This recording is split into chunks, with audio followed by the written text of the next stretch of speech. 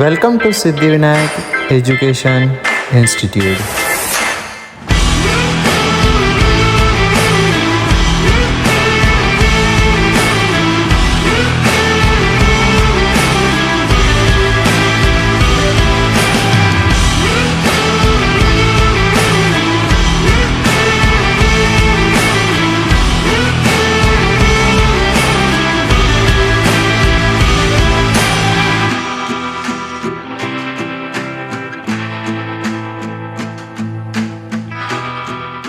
Hello friends, my name is Harshal Nilhare and I am from Siddhivinayak Education Institute, Konya.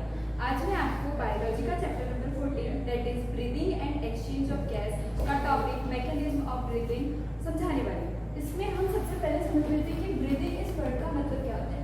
Breathing इसका मतलब होता है inhale of oxygen and exhale of carbon dioxide is simply termed as breathing. अब हम देखेंगे कि breathing कैसा process है। Breathing is voluntary as well as involuntary process. हम समझेंगे कि ब्रीदिंग वॉलंटरी प्रोसेस कैसे है और इनवॉलंटरी प्रोसेस कैसे है। वॉलंटरी मतलब ऐसी प्रोसेस जिसको हम कंट्रोल कर सकते हैं, मतलब हम कुछ समय के लिए ब्रीदिंग को रोक कर भी रख सकते हैं, तो ये वॉलंटरी प्रोसेस है। और इनवॉलंटरी प्रोसेस इस प्रकार से है क्योंकि जो हमारा ब्रीदिंग रेट है वो हमारे ब्रेन के मेडुला ऑब्लंगेटा पार्ट से कंट्रोल होता है। पॉन्स रीजन से हमारा ब्रीदिंग रेट कंट्रोल होता है। हम देखेंगे जो ह्यूमन ब्रीदिंग रेट है वो 12 to 16 टाइम्स पर मिनट है, मतलब एक मिनट में हम 12 टाइम्स इनहेल करते हैं एंड 12 टाइम्स एक्सहेल करते हैं। तो वन रेस्पिरेशन का मतलब होता है 500 ml एयर को हम इनहेल करते हैं। और आपको पता है वन रेस्पिरेशन का मतलब होता है one inspiration and one expiration. तो मैंने अभी आपको बताया कि वन रेस्पिरेशन का मतलब होता है 500 ml ब्लड को हम इनहेल करते हैं एंड एक्सहेल करते हैं। और जो हमारा ह्यूमन ब्रीदिंग रेट है वो 12 to 16 टाइम्स पर मिनट है, मतलब हम एक मिनट में 12 to 16 times inhale and exhale करते हैं। अगर हम 12 को 5 से मल्टीप्लाई करें और 16 को 5 से मल्टीप्लाई करें तो वो हमारा 6000 to 8000 ml एयर हम इनहेल करते हैं एंड एक्सहेल करते हैं।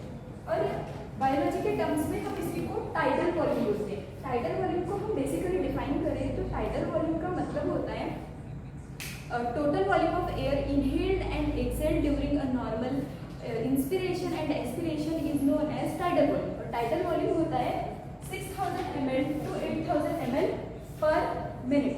ठीक है, तो ह्यूमन ब्रीदिंग रेट क्या होता है हमारा 12 to 16 टाइम्स पर मिनट। अब हम मैं आपको बता देती हूँ कि मैकेनिज्म ऑफ ब्रीदिंग के 2 स्टेप्स होते हैं। फर्स्ट होता है इंस्पिरेशन और सेकेंड होता है एक्सपिरेशन। इंस्पिरेशन मतलब ऑक्सीजन रिच एयर को इनहेल करना और एक्सपिरेशन मतलब कार्बन डाइऑक्साइड रिच एयर को एक्सहेल करना। अब हम मैकेनिज्म ऑफ ब्रीदिंग को समझने से पहले मैं आपको कुछ टर्म समझा देती हूँ। तो हमारा सबसे पहला मेन टर्म्स है इंटरकोस्टल मसल्स। इंटरकोस्टल मसल्स के 2 टाइप्स होते हैं। फर्स्ट होता है एक्सटर्नल इंटरकोस्टल मसल्स और सेकेंड होता है इंटरनल इंटरकोस्टल मसल्स। अब हम देखेंगे कि मैकेनिज्म ऑफ ब्रीदिंग में 2 ऐसी चीजें जो सबसे ज्यादा मेजर रोल प्ले करते हैं। फर्स्ट है डायफ्राम एंड सेकेंड है इंटरकोस्टल मसल, जो मैंने आपको अभी अभी बताई, जिसके 2 टाइप्स होते हैं, external intercostal muscle and internal intercostal muscle. अब हम देखेंगे डायफ्राम के बारे में। Diaphragm basically dome shaped structure होता है, थिन फ्लैट मेम्ब्रेन होता है डायफ्राम।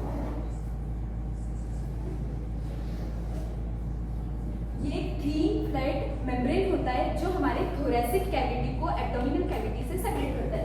ये होता है डायफ्राम, डोम शेप्ड स्ट्रक्चर होता है। ये होता है हमारा थोरैसिक कैविटी जहाँ पे हमारे रिब केज प्रेजेंट होते हैं, और थोरैसिक कैविटी के नीचे हमारा ये होता है एब्डोमिनल कैविटी जहाँ पर ये होता है डायफ्राम। मतलब हम डायफ्राम को ऐसे डिफाइन कर सकते हैं कि diaphragm is a dome shaped structure which can separate the thoracic cavity and abdominal cavity। मतलब ये होता है हमारा abdominal cavity और ये होता है पूरा thoracic cavity। अब मैं आपको बताती हूँ कि जो डायफ्राम है ये 70% रोल प्ले करता है हमारे इंस्पिरेशन एंड एक्सपिरेशन में, और जो इंटरकोस्टल मसल्स है वो हमारे 30% रोल प्ले करते हैं हमारे इंस्पिरेशन और एक्सपिरेशन में। डायफ्राम 70% और इंटरकोस्टल मसल 30%। तो जो डायफ्राम है, अब हम मैकेनिज्म ऑफ ब्रीदिंग का सबसे फर्स्ट स्टेप देखते हैं जो कि है हमारा इंस्पिरेशन, जिसको हम इनहेल भी बोलते हैं। अब देखेंगे कि इंस्पिरेशन में कौन से स्टेप्स इन्वॉल्व होते हैं, और जो इंस्पिरेशन में स्टेप्स इन्वॉल्व होते हैं वैसे ही सेम स्टेप्स एक्सपिरेशन में भी इन्वॉल्व होते हैं। इंस्पिरेशन में हम देखेंगे कि जो डायफ्राम है, जो हमारा डायफ्राम है वो क्या होता है, कॉन्ट्रैक्ट होता है। कॉन्ट्रैक्ट मतलब ये होता है फ्लैट, मतलब ये जो हमारा डायफ्राम है, जो डायफ्राम है ये होता है कॉन्ट्रैक्ट, और जब ये होगा कॉन्ट्रैक्ट तो ये ऐसा हो जाएगा, मतलब ये डायफ्राम कॉन्ट्रैक्ट हो गया। तो डायफ्राम कॉन्ट्रैक्ट होगा तो हमारा थोरैसिक वॉल्यूम इंक्रीज होगा, क्योंकि डायफ्राम का एक्चुअल पोजीशन यहाँ से यहाँ आया ना, तो हमारा थोरैसिक वॉल्यूम क्या हो जाएगा, इंक्रीज हो जाएगा। थोरैसिक वॉल्यूम इंक्रीज होगा तो पल्मोनरी वॉल्यूम इंक्रीज होगा। और अब मैं आपको बता दूं, पल्मोनरी जहाँ पर भी टर्म्स आता है वो रिलेटेड होता है लंग्स से, मतलब जब डायफ्राम कॉन्ट्रैक्ट होगा तो हमारा लंग्स का वॉल्यूम इंक्रीज होगा। और आपको एक रिलेशन पता है कि pressure is inversely proportional to volume.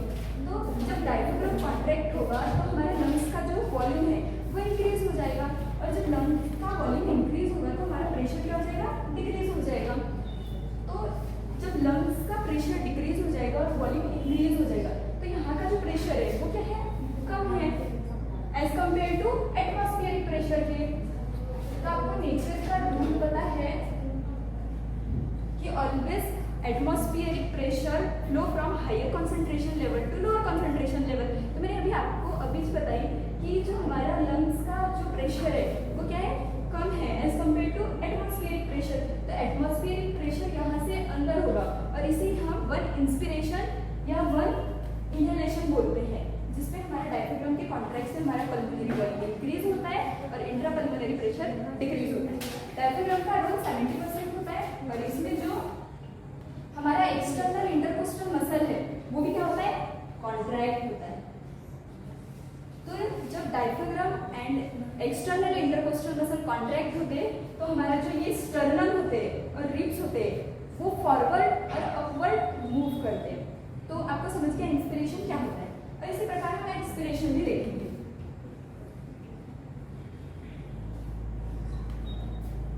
Expiration, जिसको हम एक्सलेशन भी बोलते हैं,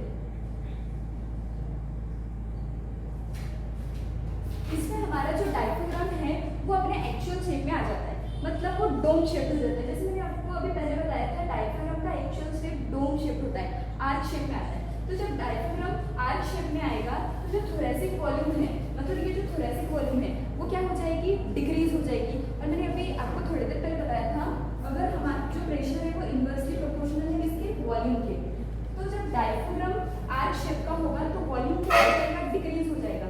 तो वॉल्यूम डिक्रीज होगा तो प्रेशर क्या हो जाएगा, इंक्रीज हो जाएगा। तो जो लंग्स का प्रेशर है वो इंक्रीज हो गया as compare to atmospheric pressure. तो यहाँ का प्रेशर, जो लंग्स का प्रेशर है वो इंक्रीज हो जाएगा as compare to atmospheric pressure. तो लंग का जो प्रेशर है वो बाहर जाएगा, तो इसको ही बोलते हैं हम वन एक्सपिरेशन। और इसमें जो स्टेप्स इन्वॉल्व होते हैं वो इंटरनल इंटरकोस्टल मसल्स इन्वॉल्व होते हैं। तो ये होता है हमारा एक्सपिरेशन। एक्सपिरेशन में हमारे इंटरनल इंटरकोस्टल मसल्स रिलैक्स होते हैं और डायफ्राम भी रिलैक्स होता है। तो जब डायफ्राम रिलैक्स होगा तो थोरैसिक वॉल्यूम क्या हो जाएगी, डिक्रीज हो जाएगी, और जब वॉल्यूम डिक्रीज होगा तो हमारा प्रेशर इंक्रीज हो जाएगा। तो हमारा प्रेशर इंक्रीज हो जाएगा तो एटमॉस्फेरिक प्रेशर के कंपेयर में जो हमारा लंग का प्रेशर है वो ज़्यादा है। मैंने अभी आपको बताई थी कि एटम्स, मॉलिक्यूल्स या कोई भी प्रेशर हो वो हमेशा हायर कंसंट्रेशन लेवल से लोअर कंसंट्रेशन लेवल की तरफ फ्लो करते हैं। तो यहाँ का प्रेशर इंक्रीज हो गया तो ये प्रेशर बाहर की तरफ जाएगा, और इसे ही हम बोलेंगे वन एक्सपिरेशन। तो यही था हमारा मैकेनिज्म ऑफ ब्रीदिंग में, one inspiration and one expiration. अब मैं आपको कुछ रिब्स के बारे में थोड़ा नॉलेज दे देती हूँ। जो हमारे रिब्स होते हैं वो टोटल 24 रिब्स होते हैं और पेयर में ये 12 होते हैं। और मैंने आपको जैसे बताया कि external intercostal muscles and internal intercostal muscles. तो इंटरकोस्टल मसल्स यहाँ पर प्रेजेंट होते हैं, इसको बोलते हैं हम internal intercostal muscle. Internal intercostal muscles. और ये वाला जो पार्ट होता है ये, इसको हम बोलते हैं एक्सटर्नल इंटरकोस्टल मसल्स।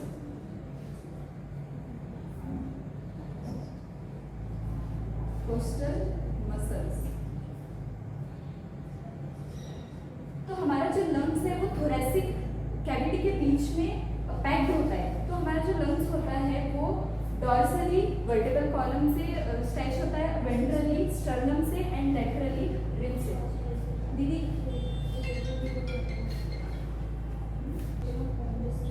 तो यही आज का हमारा लेक्चर था, that is inspiration and expiration. Thank you friends, like share and subscribe my video.